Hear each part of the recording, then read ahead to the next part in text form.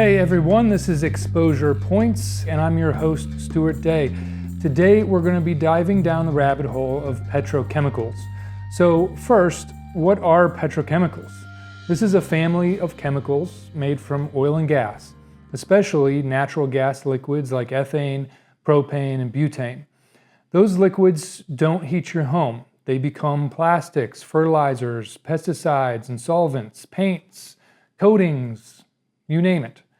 When most people think of fracking, they think of energy. And a lot is made of the idea that natural gas creates so-called energy independence. And while a large portion of natural gas is burned for electricity and heating, a surprising share is devoted entirely to the petrochemical industry, not energy at all. Natural gas is consumed by the industrial sector, specifically for non-energy chemical feedstocks. In Appalachia, shale gas is especially rich in ethane, and ethane has virtually no use outside plastics and chemical production. That means that a larger share of our region's gas stream is tied directly to petrochemical feedstocks rather than energy. So the fracking boom, particularly in Appalachia, was a large part to do with unlocking new plastics and chemical markets rather than energy independence. And that's why this region became a target for a petrochemical hub. From Beaver, Pennsylvania, where Shell built its massive ethane cracker, down the Ohio River to Moundsville, West Virginia, where PTTGC was trying to build a cracker. The blueprint was to build out an industrial corridor. The reasoning was simple. The Marcellus and Utica shales provided abundant fracked gas rich in ethane, and the region's growing network of pipelines and processing plants could supply these new complexes with the feedstock they needed. Add in rivers for transport, rail lines, relatively cheap land, and state houses often willing to bend towards industry, and the design was clear. Transform the Ohio River Valley into a petrochemical corridor modeled after the Gulf South buildout. One project shows this vision better than any other, and that's the proposed PTTGCA ethane cracker in Belmont County, Ohio. That is a mouthful. I'm just going to call it the PTTG cracker. This massive complex was announced with promises of thousands of jobs and billions in investment. But community resistance, activist pressure, and economic headwinds slowed it to a halt. Officially, it sits on hold, but it remains an emblem of what industry and policymakers want here. A sprawling corridor of crackers, ammonia plants, and so-called recycling facilities, all fed by fracked gas. Despite being widely considered a stalled project, it still hangs over nearby communities like a shadow. With so much money and preparation already sunk into the site, there is a persistent concern that it could be revived at any moment, leaving residents uncertain about their future and forced to live under its ongoing threat to public health and their environment. The PTT cracker site is more than just a stalled project. It is a symbol of the crossroads we face. Do we allow this region to be locked into another century of extractive industry with all the health and environmental costs that come with it? Or do we learn from history where time and time again industry denied harm while communities paid the price? And that question brings us to a larger story, because PTTGCA was never meant to stand alone. It was designed to anchor a network of processing plants and storage hubs that make up the backbone of the petrochemical supply chain. To understand the stakes, we need to look at those links in the chain one by one. At its core, a petrochemical is simply a chemical building block derived from oil or natural gas that's used to manufacture other products rather than generate energy. Here's how the system works in a nutshell. When fracked gas comes out of the ground, it isn't just methane. It's a mix of different compounds, and that raw stream is sent to massive processing plants. Inside, engineers use heat, pressure, and chemical distillation to peel off different components of that cocktail. Methane gets separated out and sent off for home heating and power. But ethane, propane, and butane are isolated as liquids. Once separated, these liquids are shipped, usually through networks of pipelines, to cracker plants like the Shell cracker plant in Beaver, the proposed PTTG I mentioned earlier, or the ExxonMobil's Baytown cracker complex in Texas. where they are broken down further into other constituent parts, and those become the feedstocks for plastics, fertilizers, and other petrochemical products. Ethane is cracked into ethylene for plastics, propane becomes propylene for packaging and fibers, and other fractions go into fertilizers, coatings, detergents, and countless consumer and industrial materials. In other words, these are the raw inputs that turn fossil fuels into everyday products that surround us. This is called the non-energy use of fossil fuels. In some ways, this is the hidden side of the fracking industry. When you light your stove or turn on your heat, you're burning methane. But when you pick up a plastic bottle, spread fertilizer, paint your house, decorate with a plastic Christmas tree, you're looking at the byproducts, the petrochemicals that come out of those same gas wells. Fracking was never just about energy. It was about building the next plastics empire. So why Appalachia? This part of the story is less about what petrochemicals are and more about why industry zeroed in on this region. The Marcellus and Utica shales make up the single largest natural gas field in the United States. That gas is unusually rich in ethane, the critical ingredient for making plastics. Add to that an existing web of pipelines, rail, navigable rivers, and you have the perfect logistical network to move feedstocks to plants. Land is relatively cheap here compared to the Gulf Coast, and state governments in Ohio, Pennsylvania, and West Virginia have frequently supported petrochemical expansion through subsidies, tax credits, streamlined permitting processes, and policies that limit the ability of local communities to block projects, all while enforcement of violations has often been weak or inconsistent.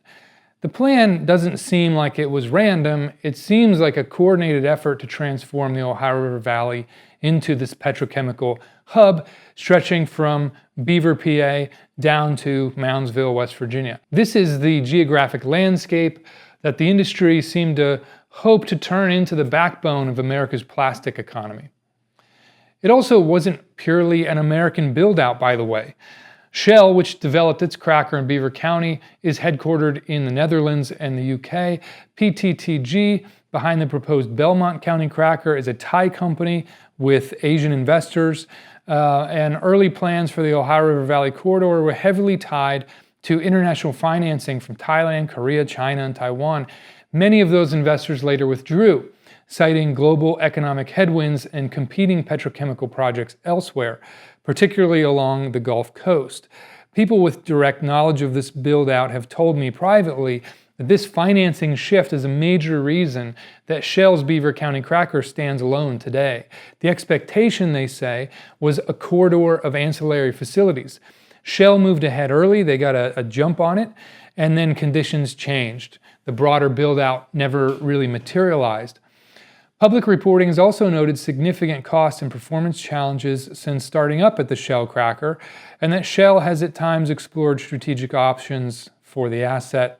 Most notably, recently it was run in the news that they are looking to sell the plant. So who knows what will ultimately happen there, but what we absolutely do know is that Pennsylvania approved an incentive package valued at around $1.7 billion for that project, this largest in state's history. Further south in West Virginia, the picture looks a little different. While large-scale petrochemical projects are relatively newish in parts of Ohio and Pennsylvania, they have long been central to the landscape around places like Parkersburg and Charleston, West Virginia. These areas have hosted chemical and plastic production for decades, with legacies of pollution and health impacts that are well documented. When people talk about petrochemical regions today, they often point to the Gulf South, particularly Louisiana's heavy industrialized corridor, and for good reason. But West Virginia in particular has its own long history with these industries, and many of the most significant early conflicts over petrochemicals in the country took root there, putting the issue on the map for much of the public. In our first episode of this series, we looked at the ongoing lawsuit against Chemours Washington Works plant, which is located just outside Parkersburg, West Virginia. That facility is one of the region's legacy petrochemical sites. It was formerly owned by DuPont and became infamous for PFAS contamination that poisoned local water supplies. That case ultimately led to one of the most significant environmental lawsuits in U.S. history, and supported what became the largest human health study ever conducted on PFAS exposure. Further south in Charleston is what many consider one of the birthplaces of modern petrochemicals. Union Carbide's South Charleston and Institute plants were among the most prominent chemical production sites in the United States, with a long legacy of both industrial output and environmental controversy. Today, this same corridor is where the new Clean Seas pyrolysis plant in Bell has been proposed, a project we discussed in our most recent episode of Exposure with environmental attorney Andrew Early from Fairshake. And nearby, West Virginia State University is suing Union Carbide, now a subsidiary of Dow, over legacy contamination that has impacted parts of the campus grounds. And in another recent episode of Exposure, Jill and I shared the testimony of 3 women who survived the 1984 Bhopal chemical disaster in India, the worst industrial chemical accident in history caused by the Union Carbide plant in Bhopal. The Ohio River Valley was chosen because it's already treated as disposable. That's what industry seems to mean by ideal location. The petrochemical supply chain doesn't jump directly from drilling wells to producing plastics. There's an essential middle step, and that's massive natural gas processing plants. When fracked gas comes out of the ground, it's a cocktail: methane, ethane, propane, butane, benzene, toluene, and trace chemicals. Processing plants are where this raw stream is sorted out. Using heat, pressure, and advanced separation processes, they strip out methane for energy, and they isolate the other gases or other chemical compounds in liquids, and those become petrochemical feedstocks. In Appalachia, there are dozens of plants in the region, but a few stand out for their size and role. The Harmon Creek facility in Washington County, Pennsylvania, the Blue Racer Natrium facility in Marshall County, West Virginia. These plants don't make plastic themselves. Instead, they are a refinery step that turns raw materials into usable ingredients. Ethane from Harmon Creek and Natrium doesn't go into home furnaces. It moves through pipelines directly to crackers like Shell's Beaver County plant, or export terminals like Marcus Hook, where it's transformed into ethylene for plastics. Without them, fracking would produce far less profit because there would be no way to monetize the ethane. In fact, some of my sources describe this as one of the least discussed dynamics between fracking and plastics. They are mutually reinforcing industries. Each creates demand that sustains the other. When low gas prices or weak plastic markets threaten profits, companies on one side of this beneficial relationship will find ways to generate or expand demand for the other, ensuring that both industries remain propped up even when market signals would otherwise point to decline. And there's also a great deal of political maneuvering behind the scenes to keep that system propped up. From conversations I've had with folks who have worked inside this industry, a clear picture emerges. Fracking is marketed to the public as energy independence, and plastics are marketed as essential, irreplaceable materials. But in practice, these narratives are carefully constructed to justify continued expansion of both sectors, even when market conditions or public need would not support it on their own. Beyond all that, these plants are also significant sources of air pollutants such as volatile organic compounds, nitrogen oxides, and hazardous particulate matter, as well as wastewater discharge that can contaminate soils and water systems. While fracking itself has been subject to epidemiological and environmental research, this middle segment of the supply chain has received far less scrutiny. It remains a major blind spot for researchers, the public, and even many environmental advocates, precisely because most people are kind of unaware that these facilities exist. In person, their scale and industrial intensity is visually overwhelming and ominous.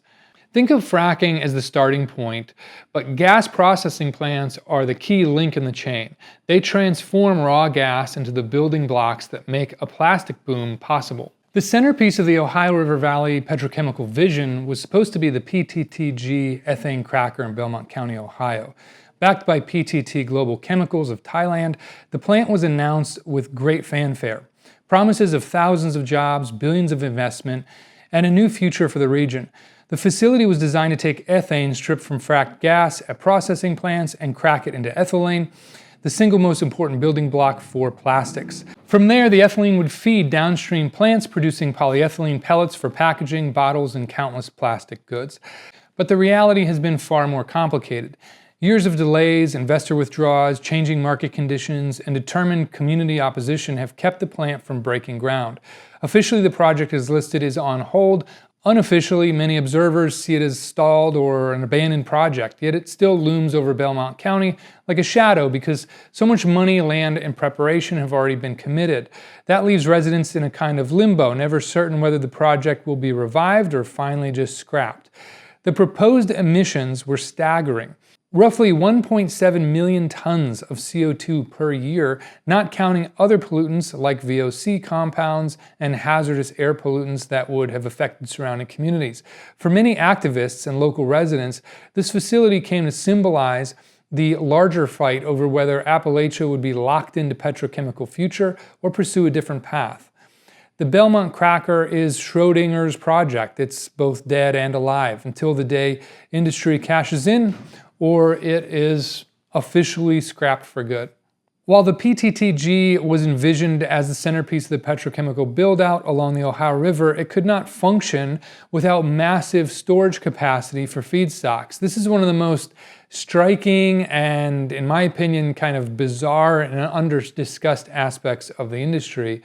To keep a steady supply of ethane and other natural gas liquids flowing to crackers, companies have proposed building enormous underground storage hubs. The idea is to use salt caverns and other natural geological formations as vaults to stockpile highly volatile liquids like ethane, propane, and butane. These caverns are created through a process called solution mining, where water is pumped into underground salt deposits to dissolve the salt, leaving behind large hollow chambers. Once emptied, these caverns can be used to store vast amounts of hydrocarbons under pressure. Proposals like the Mountaineer Storage Hub in Monroe County, Ohio, or the larger Appalachian Storage Hub spanning multiple states were marketed as essential infrastructure. Giant holding tanks beneath the earth that would ensure a constant, reliable feedstock supply for petrochemical plants. These kinds of facilities raise real safety concerns about leaks, explosions, groundwater contamination, and communities near proposed projects have voiced strong opposition, pointing out that once such a storage system is in place, they effectively lock the region into decades of petrochemical dependency and risk. One of the newest and most convoluted plays in the petrochemical buildout is a wave of ancillary facilities, ammonia, methanol, and synthetic fuel projects, often branded as blue hydrogen or low carbon alternatives. On paper, these projects sound like clean energy solutions, but in reality, they seem like just another way to keep fracked gas flowing by repackaging it under greener sounding labels. So gas is converted into hydrogen, ammonia, or methanol through energy-intensive chemical processes. Companies then claim that the carbon dioxide released during those reactions is captured and stored, the so-called carbon capture and storage programs, and those products become blue or clean. But CCS remains expensive, unproven at scale, and prone to problems. Even if it works perfectly, the process still locks in drilling, pipelines, and processing infrastructure for decades. Several proposals in Appalachia highlight this trend. The Key State project in Clinton County, PA, has pitched itself as a flagship blue ammonia plant. But as far as I can see, it has no permits filed and no demonstrated investors ready to build, although it has received public funding in terms of development grants and such. Pleasants County, West Virginia, a methanol plant was announced with promises of jobs, but has shown no movement since 2021, as far as I can see. And in Kanawha County, West Virginia, Liberty 1 and Liberty 2 methanol projects have been floated as expansions, while in Mingo County, West Virginia, the proposed TransGas Adams Fork ammonia plant is in purgatory at the moment, as far as I can tell. Each of these projects is marketed as job-creating, innovative, climate-friendly. The irony is that the Ohio River Valley has already lived this story, from coal to liquid projects that failed in the early 2000s to promised methanol booms that never materialized. The pattern is the same: flashy announcements, subsidies dangled, and communities left waiting. If built, these facilities would emit millions of tons of CO2 while propping up the very gas industry they claim to move beyond, while of course emitting other things like VOCs. What makes these schemes so convoluted is the way it cloaks fracking expansion in greenwashed clothing. To the general public, these projects are sold as planet-saving systems that will shrink our carbon footprint. But in reality, it seems more and more like a shell game. Step one, the chemical reactions that convert gas into hydrogen, ammonia, or methanol are very energy intensive and generate huge volumes of CO2 in themselves. Step two, industry proposes to capture that CO2 using another very energy intensive process that is not really been proven to work at scale. Step three, the captured gas or the captured carbon is injected underground, often into these big caverns or vaults or whatever, and there's little long-term proof of the safety or efficacy of any of this. This cycle then triggers government subsidies and carbon credits, funneling public money into projects that don't actually solve the climate crisis. In fact, studies of carbon capture projects, including in Australia, have documented repeated failures, not just technical failures, but also financial failures, leaks, underground migration, and poor performance. Meanwhile, the very fuels and chemicals produced by these plants justify more drilling, more pipelines, more fracking, which is one of the largest sources of fugitive methane emissions in the world, which is a greenhouse gas that is far more powerful than CO2. So this entire push, as far as I can tell, is marketed as climate friendly, but is in practice kind of like a financial engineering scheme that prolongs fossil fuel dependency under the banner of clean energy. Every time gas faces decline, industry reinvents itself with a new costume. Fracking becomes blue hydrogen, becomes ammonia, becomes whatever, but it's all the same fossil fuel system in disguise. Beyond new projects branded as blue or green or whatever, clear, gray, another critical piece of the puzzle is how existing plants expand and how the region ties into global export markets. Industry doesn't just plan one big facility and stop, it builds layers of add-ons, pipelines, and shipping terminals that lock in decades of production. In Pennsylvania, the Marcus Hook Industrial Complex near Philadelphia has become a major export hub. Ethane extracted and processed in Appalachia is chilled and shipped overseas to Scotland, Norway, and Asia, where it feeds crackers and plastic plants abroad. In other words, the impact of fracking has rippled into plastic production worldwide. Closer to the gas fields, facilities like Revolution Cryogenic Plant in Washington County, PA, and the Harmon Creek expansions show how gas processing capacity keeps ratcheting up, even when demand is shaky. Permits may expire, but companies often refile, banking on eventual market rebounds. The Chemours Washington Works in West Virginia, already infamous for PFAS contamination, has filed for permits for new product lines and expansions that would grow its footprint, even while it's in the midst of a lawsuit for overextending on its existing permits. Each expansion is presented as minor, but collectively they add enormous volumes of emissions and risk. These expansions are paired with exports that tie Appalachia into the global petrochemical economy, and when markets soften in the US, companies move products abroad. When demand spikes overseas, local communities bear the pollution while profits flow elsewhere.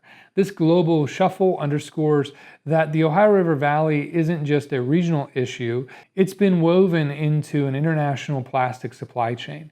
Every expansion, every export pipeline is another stitch binding Appalachia to a global plastics economy, while the health and environmental costs stay here and the fruits of that burden typically go elsewhere. Another supposed solution being pushed hard is the so-called chemical recycling industry, or pyrolysis. On paper, it's again marketed as an answer to the plastic crisis, a way to take old plastic or rubber waste, break it down chemically, and turn it into new products or fuels.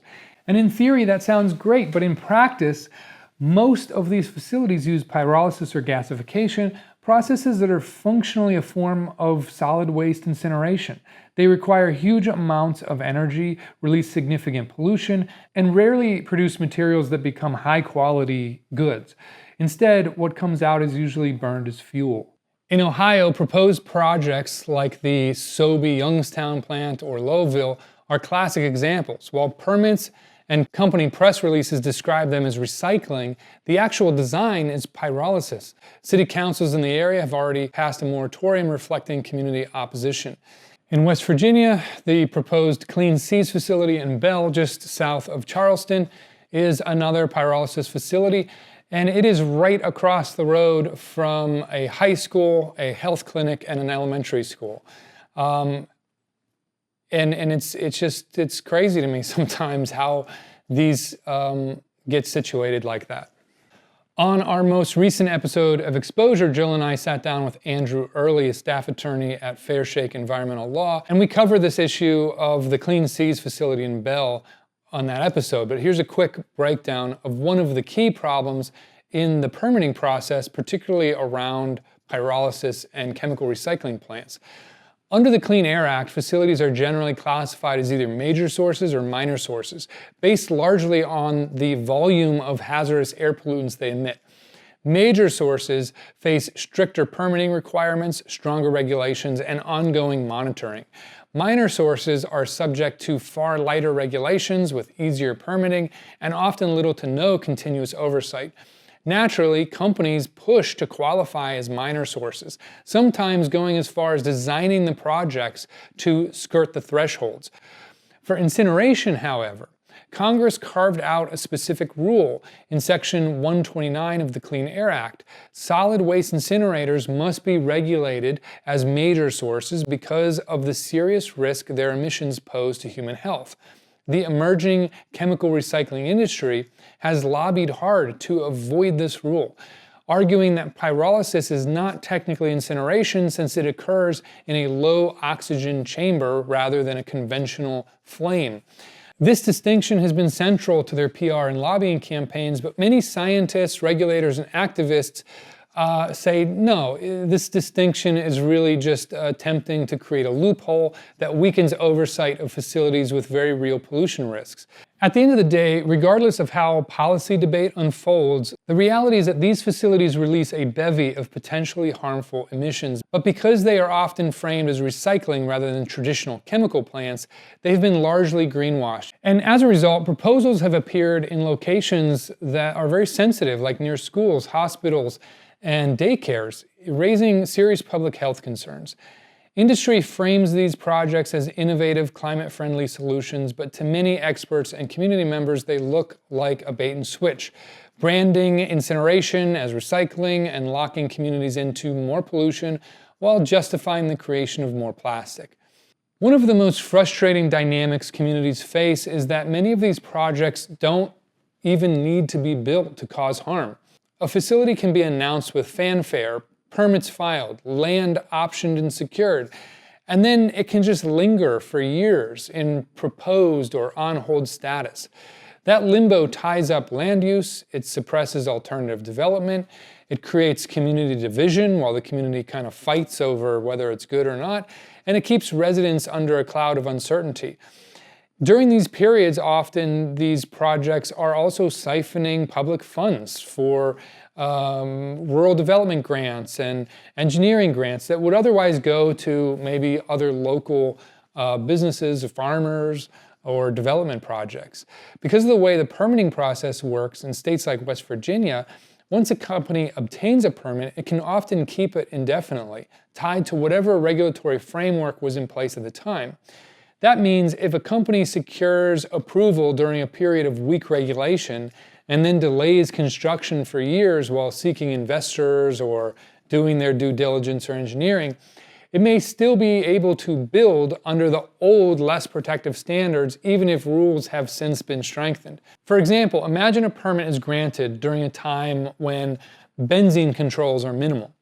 If over the next decade, scientific evidence makes clear how harmful benzene is, and regulations are tightened, the company may not be required to meet those new limits. It might still be able to rely on its older, original, weaker permit.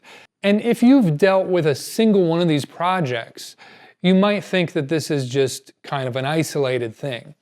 But if you start seeing multiple examples of these projects kind of doing the same thing or following the same timeline or playbook or whatever you want to call it, it starts to feel like it's an intentional strategy. Now, I'm not saying it is, but that's what it starts to look like. The idea of kind of creating delay and confusion and wearing a community down so that the opposition to your project gets weaker and weaker and weaker. You start to see that play out more and more often, and it starts to feel a lot more like this is part of the game. A project on paper can influence politics, pull subsidies in, and even be used as leverage to attract financing for other ventures. And for families nearby, the psychological toll is real. Do you invest in your home, your business, your community? Do you move? If a massive petrochemical plant is kind of looming over you as a possibility, but it's not quite a guarantee, like what do you do? And I've seen this play out in my community over a couple different projects. Industrial solar has done this in my community. Proposed casino did this in my community. It's really kind of crazy to watch how you'll have these decades-long relationships in a close-knit community fall apart because a community comes in and just starts pitting people against each other. And then a couple years later, they realize, this isn't going to work out, and they bail. But it's like that wreckage is left behind them. So it's not always air pollution and public health and environment, but it's also like it's almost like a social damage that can be done by these projects in communities, whether they're built or not. So at any given time, there are literally dozens of medium to large scale petrochemical facilities of all types being proposed in communities all over the country, up and down the Ohio River Valley, down into the Gulf Coast, the Kanawha Valley, dotting rural landscapes hidden from view of most people, or along major waterways used by millions of drinking water sources and recreation. So what happens if even a fraction of these projects move forward? The stakes are enormous. So on public health, the Ohio River Valley and the rest of Appalachia already struggle with pockets of elevated cancer rates and clusters of rare diseases. Petrochemical facilities release chemicals like benzene and formaldehyde, endocrine disruptors, chemicals that contribute to asthma, birth defects, and cancers. Adding more plants would compound an already serious public health burden, even when these plants operate within their legal limits, which history shows doesn't always happen. Those legal limits still allow enormous amounts of toxic pollution. For example, the Shell Beaver cracker plant in Pennsylvania is permitted to release over 1 million pounds of VOCs into that community every single year, legally. And regulators have already cited it for multiple violations. Likewise, the Chemours Washington Works facility in West Virginia, now facing litigation, was legally permitted to discharge PFAS chemicals into the Ohio River, and was later found to be exceeding even those allowances. Think about that. The Shell cracker and Chemours Washington Works are two of the largest flagship plants in the Ohio River Valley, with well-established and well-known brand names, and both of them have been over legal limits. One source citing that the Chemours facility was 400+% over their legal discharge limit. At our old farmhouse, we have a saying, if you see one mouse, there are 8 more in the walls. The same logic applies here. If two of the most notable plants in the Ohio River Valley, facilities with high profiles and established oversight, are already known to have exceeded their discharge limits, how many others might also be over their limits but not being caught? Especially given that much of the oversight and monitoring is based on companies self-reporting. This is an enormous issue for public health and regional ecology. It's also important to note, and this is probably a subject for another full episode, but the health impacts of petrochemicals don't stop at the factory gates. The consumer products, made from the supply chain bring many of these concerns directly into our homes, our farms, our schools, hospitals, and grocery stores. Plastic packaging, non-stick coatings, flame retardant bedding, polyester fabrics, food containers, fertilizers, pesticides, paints, solvents, all contribute to widespread exposure. Today, people all over the world, whether they are in communities at the source, living with and using the consumer products, or in the communities at the end of the waste side of the supply chain, are now living in constant exposure to forever chemicals, microplastics, known carcinogens, and endocrine disrupting compounds, thanks to the petrochemical industrial complex. Then there's the climate issue. If the full slate of proposed projects were built, they would emit tens of millions of tons of CO2 and other greenhouse gases every year, locking the region into a fossil-fueled future just when scientists are making it abundantly clear that we must rapidly decarbonize. And that's not even counting the fugitive methane emissions documented across the fracking supply chain, a gas far more potent than CO2 in terms of the greenhouse effect. But I mean, hey, the jobs, right? The jobs. Industry promises us jobs and prosperity. But where are they? History has shown a very different story. Construction jobs are often temporary and transient. Permanent jobs are few, often requiring specialized training brought in from elsewhere. And as the technology in these plants improves, that only gets worse. And the boom-bust cycle of fossil fuels leaves communities with abandoned infrastructure and damaged main streets, polluted land. The Shell cracker plant illustrates this reality. It was granted the largest subsidy package in Pennsylvania history, valued at roughly $1.7 billion, a little shy of $1.7 billion. Yet, public reporting and independent analysis shows that across virtually all economic metrics, it has failed to deliver meaningful growth for Beaver County or the wider region or even the state. So what exactly did Pennsylvanians get for that $1.7 billion investment? The anticipated economic revitalization simply didn't materialize. Likewise, throughout Appalachia, these facilities have historically contributed very little to long-term, broad-based economic prosperity. Our politicians, at every level, seem to be literally addicted to the narrative that these industries are economic game changers, despite decades of evidence showing otherwise. Whether that stems from deliberate influence by powerful lobbyists and PR firms, or simply a lack of vision for how to build a healthier local economy, the effect is the same. Communities are pushed towards short-term industrial fixes instead of long-term solutions, and it all happens while they bear significant health and environmental burdens. Regardless of motivation, we urgently need a ground-up rethinking of what real sustainable economic development looks like in Appalachia. And then there's the issue of justice.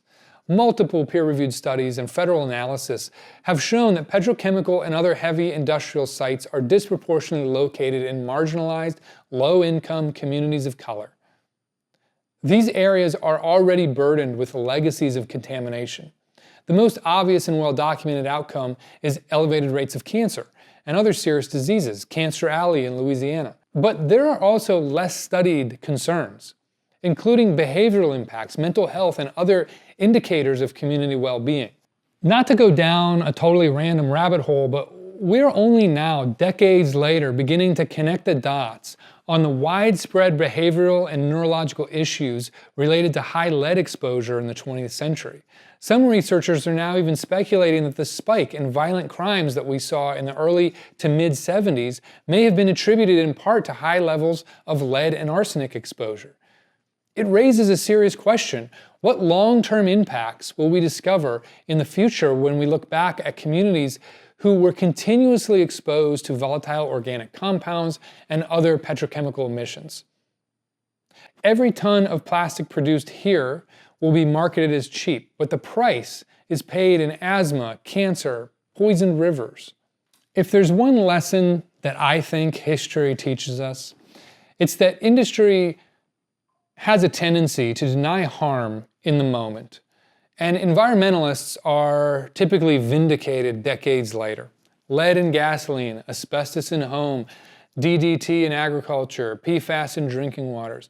In each case, people who raised the alarm were ridiculed, silenced, or sued into oblivion. And in each case, they were right. I think modern petrochemicals are the next chapter of that same story.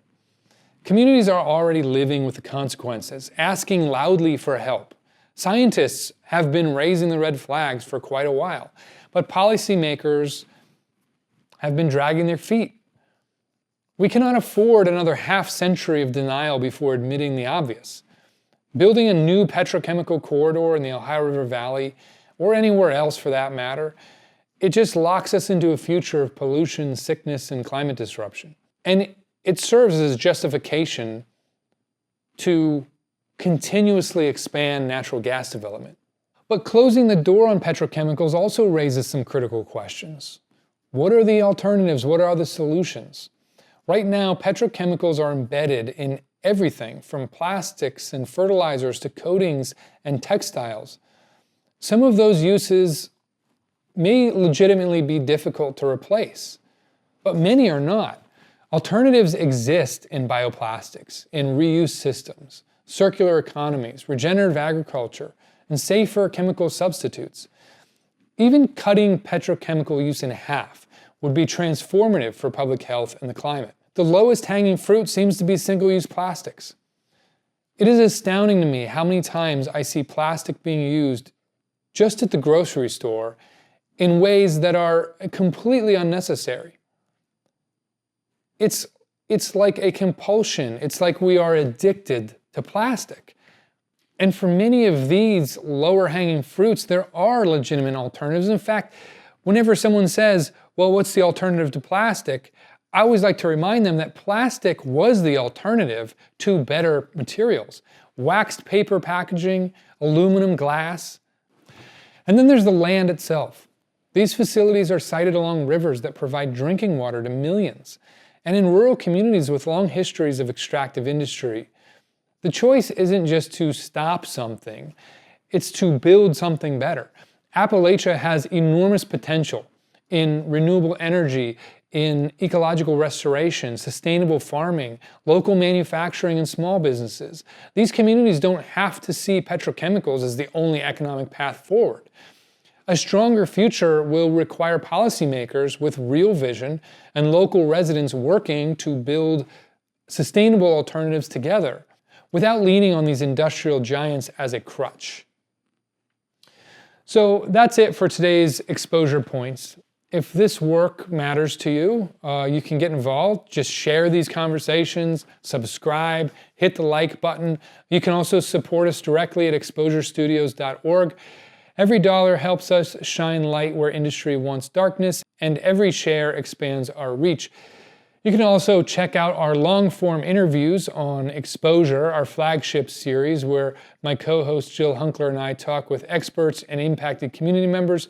These industries have built a model of offloading their costs onto us. Our health, our water, our soil, and through financial schemes that drain our tax dollars.